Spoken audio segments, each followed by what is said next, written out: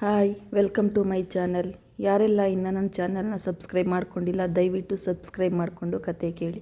ಕತೆ ತುಂಬ ಚೆನ್ನಾಗಿದೆ. ಟೀ ಬ್ರೇಕ್ ಕೊಟ್ಟು ಮತ್ತೆ ಕಲಾಪವನ್ನು ಆರಂಭಿಸಿದ ಮುಖ್ಯ ಅಧಿಕಾರಿ ಜಾನ್ ರವರು ಪ್ರಾಜೆಕ್ಟ್ ಡೀಟೇಲ್ಸ್ ಟೀ ಪ್ರೆಸೆಂಟ್ ಮಾಡಲು ನಿಂತರು. ಡಿಯರ್ ಫ್ರೆಂಡ್ಸ್, ನಾವು ಎಲ್ಲ ಸೇರಿ ರಿನೋವೇಟ್ ಮಾಡಬೇಕಾದ ಕಟ್ಟಡ ಬೇರ್ಯಾವುದೂ ಅಲ್ಲ. ಇದೋ ಇಲ್ಲಿ ಕಾಣುತ್ತಾ ಇದೆಯಲ್ಲ, ಸಂಪೂರ್ಣ ನಾಶದ ಸ್ಥಿತಿ ತಲುಪಿರುವ ಪುರಾತನ ಅರಮನೆ. ಇದೇ ಅರಮನೆಯನ್ನೇ ನೀವು ನವೀಕರಣ ಮಾಡಬೇಕಿದ್ದು. ಇದು ಇರುವುದು ರಾಜಸ್ಥಾನದಲ್ಲಿ ಎಂದಾಗ ಎಲ್ಲರೂ ಕಾತರದಿಂದ ಡಿಸ್ಪ್ಲೇ ಆಗುತ್ತಾ ಇದ್ದ ಅರಮನೆಯನ್ನು ಕಡೆಗೆ ಕಣ್ಣು ಹಾಯಿಸಿದರು.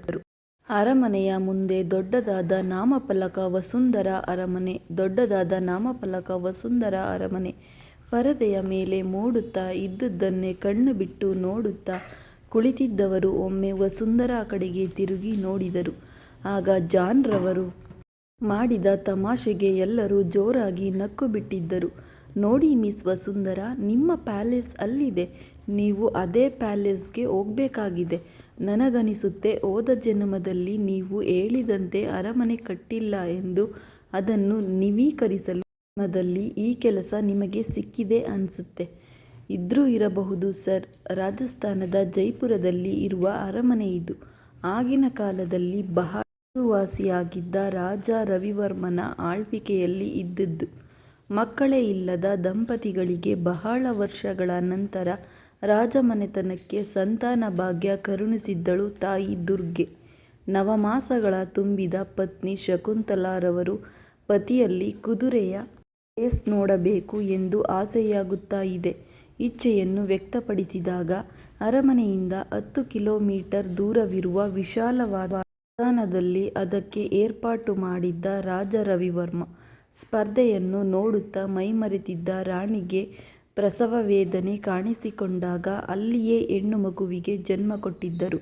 ಮಗಳ ಮೇಲೆ ಅತಿಯಾದ ಪ್ರೀತಿಯಿಂದ ರವಿವರ್ಮ ಅವರು ಹುಟ್ಟಿದ ಜಾಗದಲ್ಲೇ ಅರಮನೆಯನ್ನು ಕಟ್ಟಿಸಿ ಅವಳ ತೊಟ್ಟಿಲು ಶಾಸ್ತ್ರವನ್ನು ಮತ್ತು ನಾಮಕರಣವನ್ನು ನೆರವೇರಿಸಿ ಮಗುವಿನ ಜೊತೆಗೆ ಅರಮನೆಗೂ ಸಹ ವಸುಂಧರಾ ಎಂದು ನಾಮಕರಣ ಮಾಡಿದ್ದರು ಎಂದು ಜಾನ್ ರವರು ಅರಮನೆಯ ಹಿಂದಿನ ಕಥೆಯನ್ನು ವಿವರಿಸುತ್ತಾ ಇದ್ದವರಿಗೆ ಮಗಳ ಮೇಲಿನ ಪ್ರೀತಿಗೆ ಖುಷಿಯಾಗಿತ್ತು. ಇದನ್ನು ಮತ್ತೆ ಮೊದಲಿನ ಹಾಗೆ ಮಾಡಬೇಕು ಎಂದು ರಾಜಮನೆತನದ ದೂರದ ಸಂಬಂಧಿ ಒಬ್ಬರು ಈ ಕೆಲಸಕ್ಕೆ ಕೈ ಹಾಕಿದ್ದಾರೆ. ಅದರ ಪ್ರತಿಫಲವೇ ಈ ಪ್ರಾಜೆಕ್ಟ್ ನಮಗೆ ಸಿಕ್ಕಿರುವುದು. ಆದಷ್ಟು ಎಲ್ಲ ಕೂಡಿ ಮಾತನಾಡಿಕೊಂಡು ಯೋಚಿಸಿ ಕೆಲಸ ಆರಂಭಿಸಿ.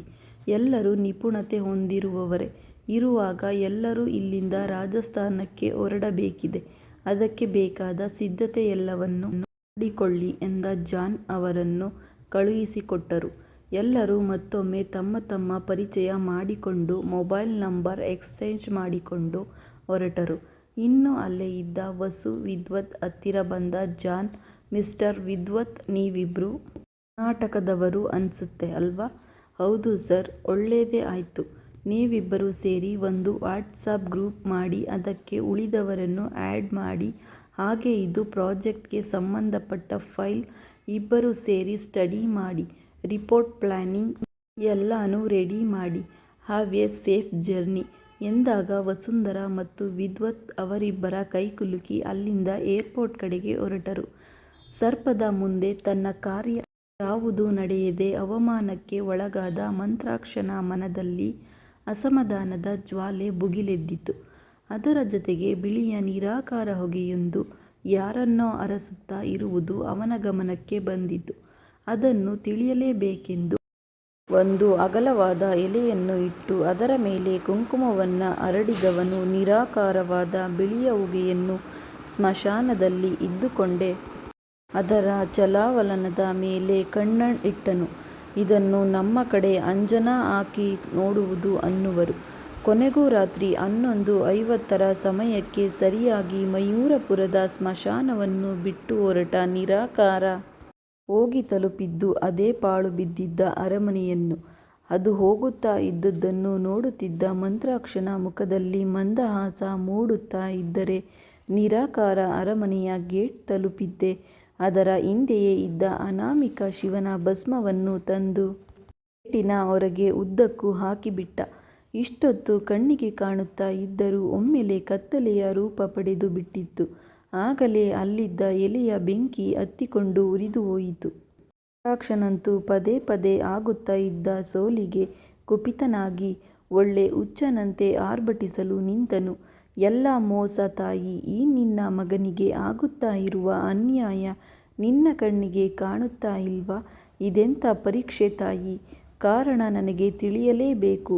ಇಷ್ಟು ವರ್ಷ ಕಾದಿದ್ದು ಇನ್ನೇನೋ ಮುಂದೆ ಬರುತ್ತಾ ಇರುವ ಅಮಾವಾಸ್ಯೆಯ ದಿನ ನನ್ನ ಕನಸು ಈಡೇರಲಿಲ್ಲ ಅಂದರೆ ಇಷ್ಟು ವರ್ಷದ ನನ್ನ ತಪಸ್ಸೆಲ್ಲ ನೀರಲ್ಲಿ ಹೋಮ ಮಾಡಿದಂತೆ ಆಗಿ ಹೋಗುವುದು.